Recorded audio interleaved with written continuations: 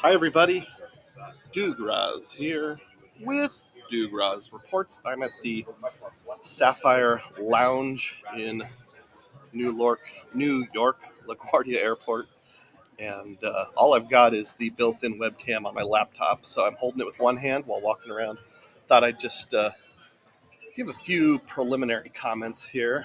One thing is, well, I'll do pros and cons. How about that? I alternate every other one.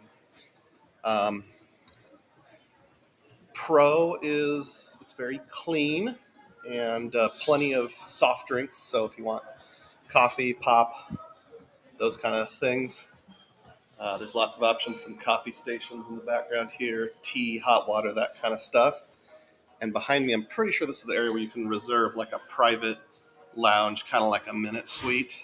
That's probably very pricey, I would expect. Con is it took a while for the food to come out. It took probably about 30 to 40 minutes from the time I ordered the food. They have like a QR code at each table or a website where you can type that in, order food, and they'll bring it to your table. It's complimentary. I asked one of the servers, and he said normally it's about 20 minutes, but they're running behind today, so it's going to be about 30. It was actually closer to 40, I believe. Pro, they do have these workstations you can see behind me. I'm actually set up right here, this general area. That red mouse is mine. One weird thing is they don't have lockers, so I guess that's a con. So everybody just has their bags laying out, but everybody's very trustworthy of everyone else, just leaving your stuff out when they walk away to use the bathroom or get another can of pop or whatever. I'm sure they have alcoholic options too, but I'm not taking part in any of those at this time. Some decent seating options. I'm actually on the second floor here. I'll wander down to the first floor. Got to watch my step. I don't want to trip on the stairs. That would be pretty awkward.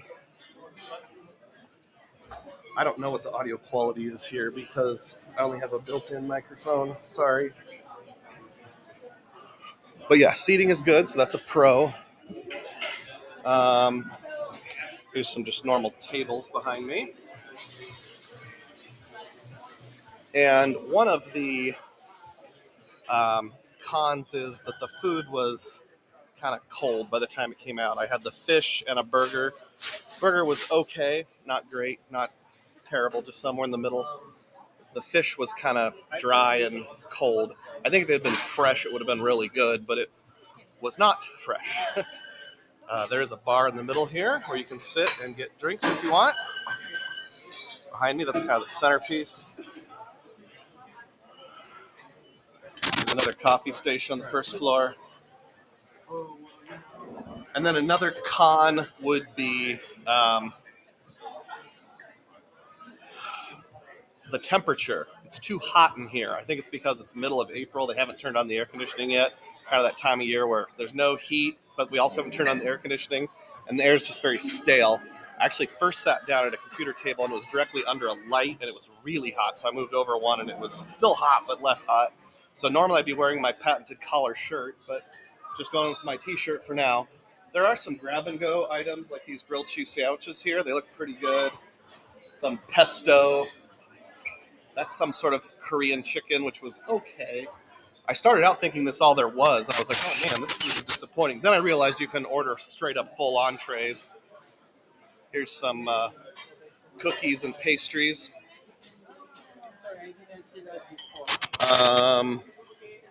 Yeah, very clean, very nice. Definitely a lot better than sitting out in the common area with Adam's kids.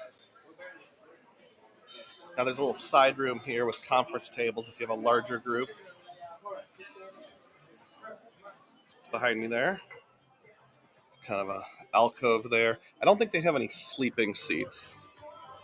So my experience is pretty limited. I'm not a hardcore traveler yet. Maybe someday I will be. A couple rooms for you to take private phone calls behind me.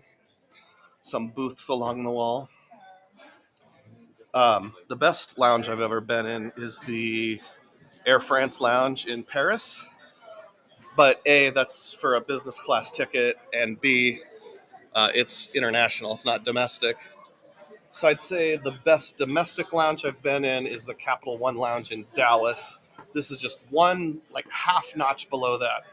It's not quite as nice as the one in Dallas. I would say if they had lockers here and larger and bathrooms and those kind of things and better temperature, it would surpass Dallas and the Capital One Lounge. So I think that's about all I have for thoughts as of now. We'll do a quick shot over the balcony here. Here's the banister. Don't drop it, Doug. If you haven't already done so, consider subscribing and click the thumbs up button.